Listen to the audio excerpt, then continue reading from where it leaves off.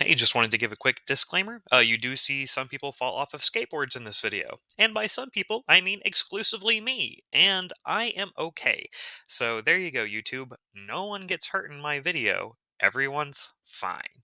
Anyway, enjoy the video. I want to start off by saying I've never been good at skateboarding.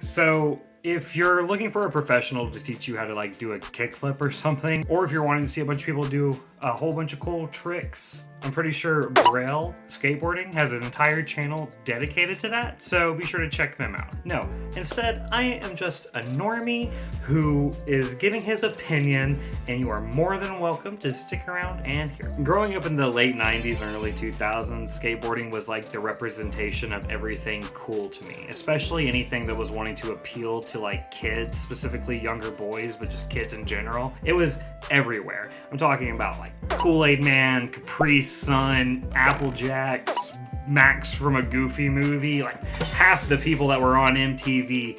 Skateboarding was everywhere, and it was radical. It was really the epitome of anything cool or extreme in that time period. I personally remember playing the Tony Hawk games and watching Rocket Power and thinking to myself, man, I wish I was cool enough to ride a skateboard like that for real. But to me, that was a fantasy. I was always kind of on the chunkier side of things, so I never thought that I would be able to do anything like that. It was completely out of the realm of possibility for me. But I did always admire the activity itself and the culture behind it.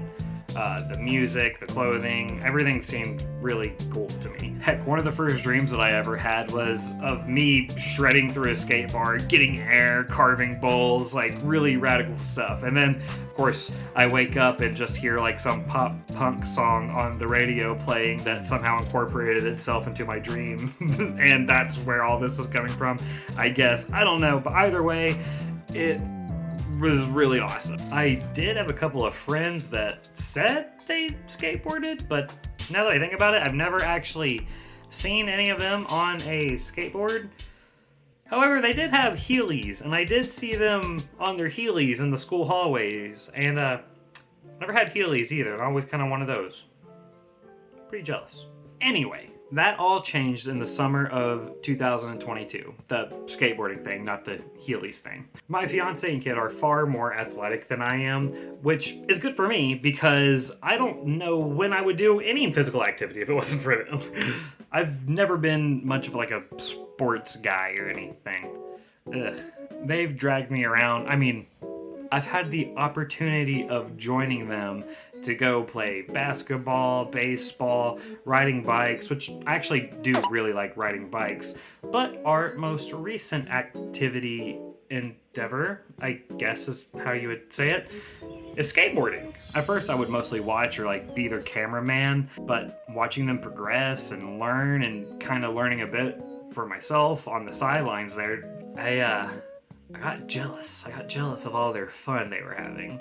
I had to try it out. Eventually, I would get on one of their boards myself and just try to keep balance, just staying perfectly still. I would ask to use their board more and more to try it out for a couple of minutes before I would nervously hand it back, until eventually my fiance got me one of my very own. This is Nigel. He is my very first skateboard, and I love him. I named him Nigel because he is my number one. Not only was I thrilled, but I was determined to ride this thing. I was going to accomplish what I thought was only a dream for the first 27 years of my life. I was going to learn how to ride a skateboard. And that was about 8 months ago now, and originally, my goal was just to ride around comfortably and maybe go down a hill or something without falling. And though I'm very much still in my beginner stages, I've surpassed my expectations and have a newfound appreciation for the sport, honestly. The amount of practice and dedication it takes to just pretty much do anything on the board is nothing short of respectable, seriously. Your footing, your direction which you're facing, the pressure, and where you're applying the pressure of your feet and all that. It all matters.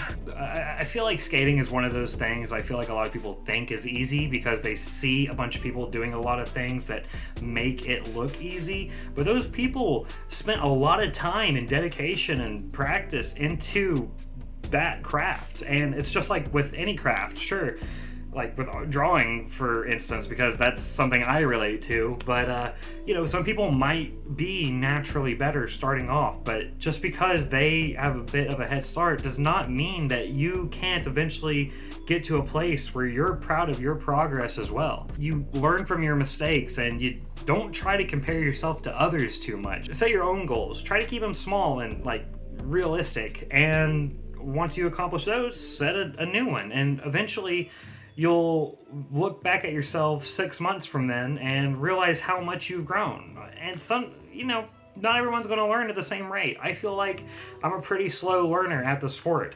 I've seen people pick up skating after I've already picked it up and surpass me, and I just can't let that get to me, I'm proud of my progress. One thing that might deter a lot of people from trying skateboarding, and I know because it affected me myself, is other people. I don't know how else to explain it. I get like performance anxiety when it comes to doing things in front of people. Whether it's skateboarding or even playing video games, for whatever reason, I just cannot get in a good headspace. I'm always so worried about how they're gonna judge me, even though I'm realistically probably judging myself way harder than what they are. But I can tell you from personal experience that most people you run into while you're at the skate park are pretty chill. I see people from all different walks of life, from like really, really young kids to elderly people who are even going out and skateboarding. And they're all just there to do the same thing that you are. Practice on something they've been working on, or finding a way to relax and get away from all the real world things that drag us down sometimes.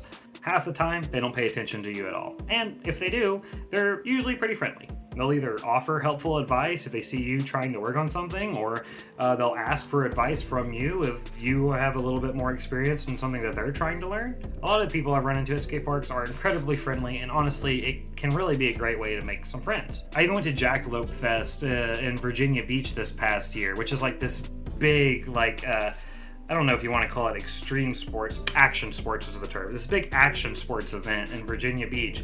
And Tony Hawk was there, which was super freaking cool, by the way. But even the skaters in the competition were like high-fiving each other and dabbing each other up after they would land a cool move. And these people are in competition with each other to like win some pretty good money. And, they were hugging each other. It wasn't a toxic environment at all.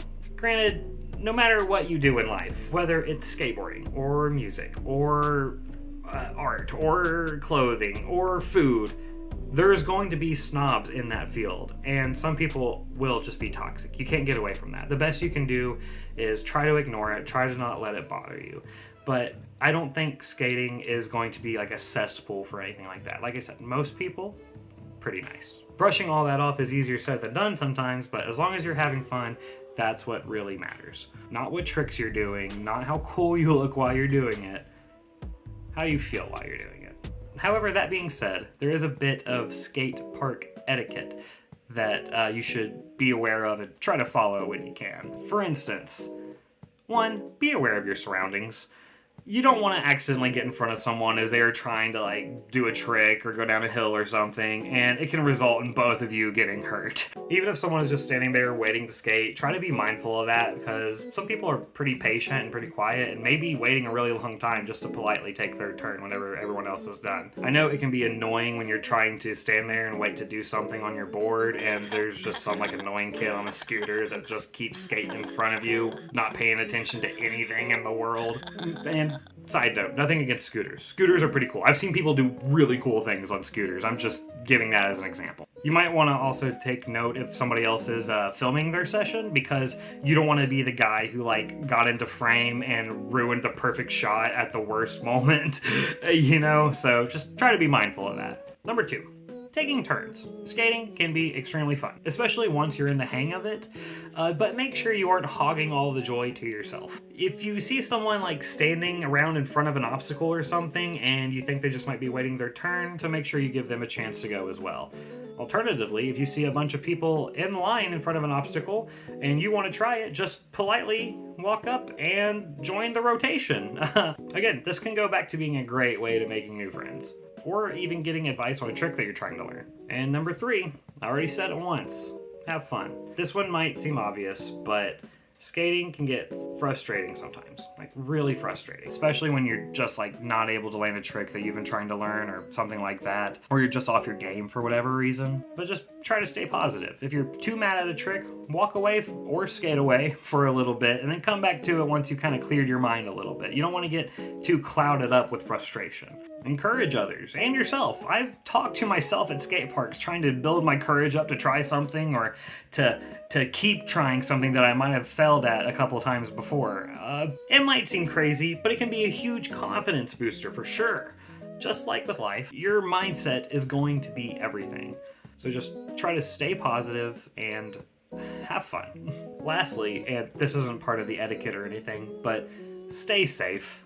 I know personally, just about every time I went to go try to skate without pads, I ended up getting hurt in exactly the same areas that the pads would have protected me. So it's not worth dying for. At the very least, I really recommend wearing a helmet. I know it may not look the coolest, but Tony Hawk wears a helmet, and he's really cool. Okay, so it's definitely worth it. Nobody needs to die over skating. Just make sure that you are safe out there. Well, that's about all I have to say on the matter. That's just something that I've been kind of into lately. It doesn't really have anything to do with art, but I did want to share my thoughts on the matter. I hope this encourages someone to go out and try skating, or really anything else that they've always kind of wanted to try but have been too afraid to for some reason. It's never too late. Just stop making excuses for yourself. Get out there and live your best life. Sometimes you really just gotta commit. Thank you guys very much for watching this video. I hope that you enjoyed it. If you did, please leave it a like, please subscribe, please share it with anybody you think it might be useful to share it to. Thank you so much for everyone who has subscribed. Feel free to check out any of my other videos. I got lots of storytime videos or just videos of me talking about random things like turtles or a real life ghost story or anything like that. Feel free to check out my channel. I'll leave a playlist around here somewhere with my story times. I'll classify this under story time. That's not really a story. But again, thank you very much for watching. And I can't really think of anything else to say. So, you know, if you need to clean your microwave, do it. I know that's something I forget to do a lot. It can get gross in there. But yeah, have a good day. Also, the reason why Nigel didn't have any of his wheels or anything on him is because while I was at the Jackalope Fest, I actually got a new board, and here it is right now. As you can see, it's shaped a little different. They call it a dagger board. Look at this. Very neat, very cool. I named it Double D because, I mean, it has Double D right there, and I love it, Nettie, so, yeah. Again, thanks for watching. Bye.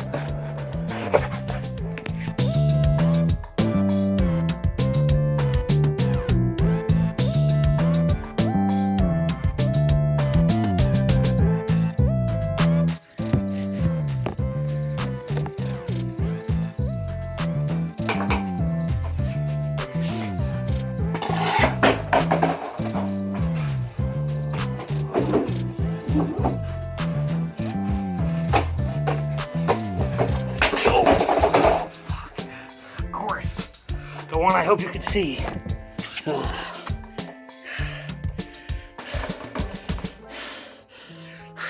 Damn it.